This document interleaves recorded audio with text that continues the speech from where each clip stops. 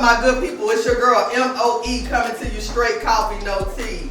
Today, we have a different panel of guests that will be introducing themselves, and we also have a live audience. So get ready to tune in with your girl, M.O.E. coming to you straight coffee, no motherfucking tea.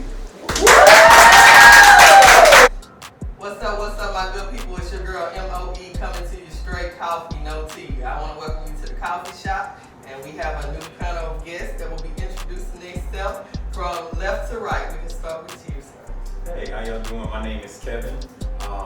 Just recently moved to Houston. I'm from Las Vegas, Nevada. I'm a therapist by trade, so get at me for all your counseling needs, and I'm excited to be here with you, Mo. Tell them your Instagram or however they can find you. Yeah. So you can find me on Instagram, K James the Great. That's K James the Great, THE Great. Just hit me up, engage with me. You can find a lot of content there. I'll be posting a lot more about mental health and therapy and all that good stuff. So hit me up. Hey, what's up? I'm TK. I'm a transportation manager for Staples. I'm actually here for support. I'm with the LGBTQ community. That's a lot of letters, but They better know they alphabet. but we're here to talk about all of it. So Yeah. let's rock out. All right. I'm Jaleesa Marie. I am the self-published author of Dangerous Thirst. This is my first book. Book 2 and 3 will be out in November. And I am so glad to be here with you. Thank you for having me. And I'm glad to have you guys. Yeah. See, I know some intelligent people. Y'all thought because I was from Fifth Ward. Hey, what you know about the nip? You already know. Okay, so we're gonna get into the topic right now. So tell us about Dangerous Food. So before we get into that, I just wanted to, this is for you. So Oh. I just wanted to read it real quick. Everybody give me something. It's Mo Bang. Yeah. It says, to Mo the writer, may this journey of writing be the first of many for you. You have an amazing talent. It's okay to doubt yourself, question what you write, but never okay to give up. We as writers are our own biggest critics, but we're also perfectionists. Write and write and write till you can't write no more. The story will be told as it should be. There's a famous quote that says, we are writers, my love. We don't cry, we bleed on paper. That's it, that's all. Love, Jaleesa Marie. I can't write no more. I'm going to talk because you know they call me. I talk a lot. And I want to thank you. Yeah. Y'all make sure y'all support her and tell them where you can be found again. So the books are pretty much everywhere. You can get them on Amazon, Walmart, blackbooks.com, goodreads.com. It's everywhere. If you type in Dangerous Thirst, Jaleesa Marie, you're going to find it all over Google. It's a blessing. It's a blessing. That's all I can say about that. I'm also on Facebook under Jaleesa Marie, and on Instagram, authoress Jaleesa Marie. And so the book basically is about, I tried to stay away from the whole hood mentality, Right. because most of the urban books are in that genre, Right. but it still has a twist to it. So to keep it real short and sweet, it's about a woman named Royale. She's very down to earth, real sweet, you know, she's really just like real humble. Her mom is German, her father's Jamaican, so I tried to switch that so she's not like the typical Latin girl and Right. all black girl, you know. I put a twist on that, and basically she's a real down-home chick. She's educated, she comes from a wholesome family, but she comes across a dude who she thought was the one. He was he was the owner of a construction company, and he owned so many different things, and then later on in life she finds out a lot. She finds out a lot, and it's through her friend, her best friend, that things start to come to light. They find out he's gay. They find out that he's not the person that he's supposed to be. Oh, wow. So, yes. It's interesting that you said she found out he gay, so they was together. They've been together 5 years, and her friend still hasn't told her that she's gay. All of this comes out in 2 and 3. So in 2 and 3, things start to take a shift. So the quiet, meek, timid Royale is no longer her in book 2 and 3. Oh, let's get into it. Okay, so since we're talking about, I guess sexuality was the movie. Okay, let's talk about sexuality. Let's get into it because right now today there's a lot of controversy between, I want to say, and I'm probably not used to the right terms, y'all can correct me if I'm wrong, straight, gay, trans, binary, okay, trans, binary, Am I using the right There's term? a lot of different terms. Okay, so stuff educate we us. didn't even know. Right. I mean, like we were talking about with the guests. I mean, with the audience, we were talking about what was it, poly relationships. and Right. stuff like that. It's so many different levels and so many different things that you can put a label on. Right. You know what I mean? That we still don't know, and we are in that community. So can I ask you something, and this might be real personal. You said you're trans. Mhm. So with you being trans, what do you think is the difference from when, how old are you? If you don't mind. Oh, you 45? Shit! Okay, so what's the difference from when we was growing up and it was just okay, studs and fish, you know, films. What's the like? I think that for me, I've never been the one for labels. Okay, right. You know what Okay. I mean? Everybody else, they can put a label on it. I mean, you got studs, you got soft studs, you got films, you got Right. butch, you got, I don't like the word dyke. Because people don't even know what that's a fucking water spout. Right. That is not a person. You know what I mean? Yeah, I hate that. Let me tell you something, and I'm not being funny. When I was in that world, because I was in that world for a while, I used it. You know why I used it? And I'm just gonna be honest with you. I call myself a dyke. I call myself a bull dagger because you hear it and you want to let people know you're not fucking with me. That's not hurting me. I'm doing what I want to do. Like you motherfuckers feeling some type of way. You can say what the fuck you want to say, but you feeling some type of way because what I got going on shouldn't bother you that much. You understand me? So I think our community has come so far.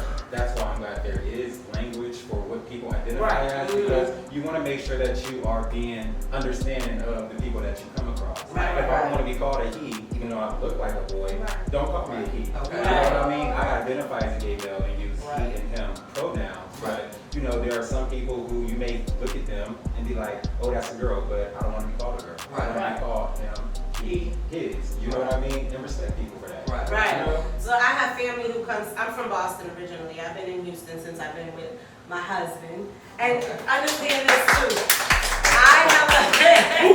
So a lot of times when we're around people, I'll say she, her, and it's not a form of disrespect. It's because we're going through this transition. And for me, I met TK as her. Right. So I have to get into that shift where I'm like, okay, no, it's him, it's he, it's him.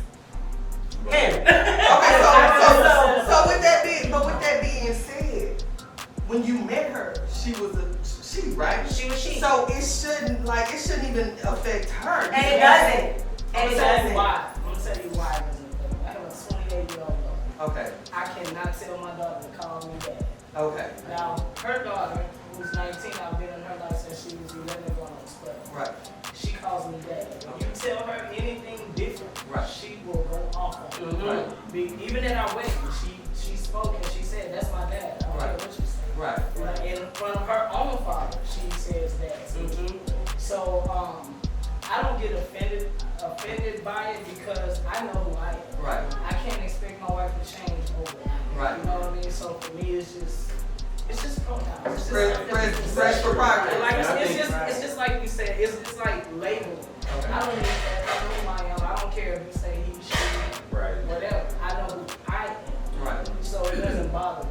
What I was alluding to, I'm sorry, but Our community has to be open to let people make mistakes too. Right. You know what I mean? You don't want to cut their head off because maybe they didn't know that when they saw you, but correct them in a nice way. Right. You know what I mean? And let them, let them learn. And that's what I was alluding to with Kevin when he said that, because I was saying I'm from Boston, so most of my family, most of them know about the transition TK went through, but those that don't, they're like, hey, John, what do I call TK? Right. I say, hey, what do I You know something? Sometimes you gotta think about certain things, because if I met you, I'll call you him. You know what I'm saying? So you got to sometimes take a seat back, because I'm gonna tell you what I get stuff confused at. I used to get facial hair real bad. Okay, so I'm a female that got facial hair real bad.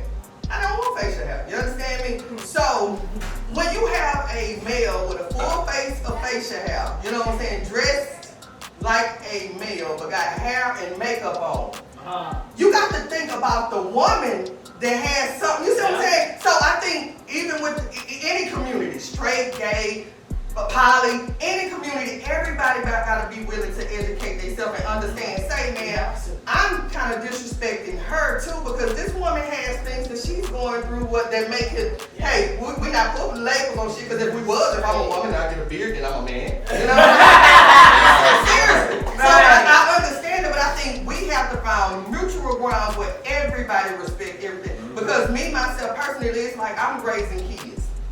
And so, how can I, and I was telling my friends today, I say, people have a tendency to accept the gay woman over the gay man. Yes. And I'm just trying to see. That's a conversation they don't want to talk about. Because I was sitting up here, I said, now, don't get me wrong, I do not agree with shit that Gay Now is doing as far as his videos and shit. I'm all for God is it for me. Yeah. You understand me?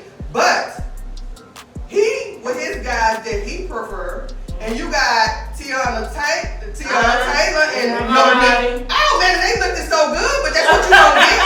You go, oh, they look good. But when you got the males up there, oh, they should be good. Like, come on now. We have to find some mutual ground. Right is right, wrong is wrong. I feel like everybody deserves respect. You know what I'm saying? Right. Even with like the baby, he voiced his opinion. I say people from the gay community went straight into his jugular saying, hey, he said gays got, no, he said anybody. And HIV is just not a gay disease. It is not. You got married couples that got HIV. But I think I disagree in that regard with the baby, because you can't tell me that you are this old in your age and you do not know that HIV is not just contracted by the gay No, what I'm community. saying is, I feel like he wasn't directing it straight to the gay community. Okay. I think he was. As a whole. Yeah, I think he was. I don't think he was. Yeah, I don't think he was directing it just straight. I think he said what he said, and I think it was wrong. Because when you hear They it, took it the wrong way. even though when he said the gay, I took it as my child at 1 year old, 13 months was diagnosed with AML leukemia. He said any disease, HIV, whatever, that kill you in 3 weeks. That's something that could have killed. That's a form of cancer. Right. You see what I'm saying? So he was being insensitive to more than the gay community. Right. You know what I'm saying? So and people didn't jump on board to defend that. They didn't speak on that. They just went straight for the gay community. You know why? Because people are so close-minded. People don't think outside the box. You're gonna go for it because that's what you're in at that moment. Right. You're not thinking about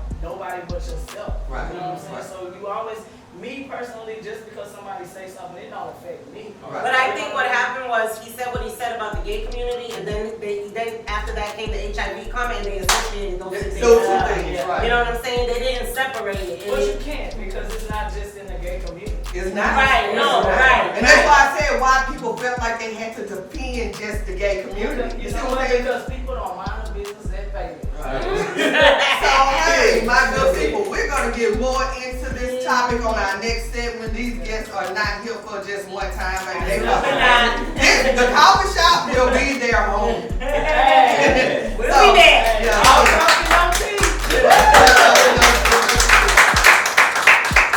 All right, so I want to thank y'all, and I hope y'all tune back in. This podcast can be found on Anchor, Spotify, and any other iHeart streaming service. Thank you. Yeah.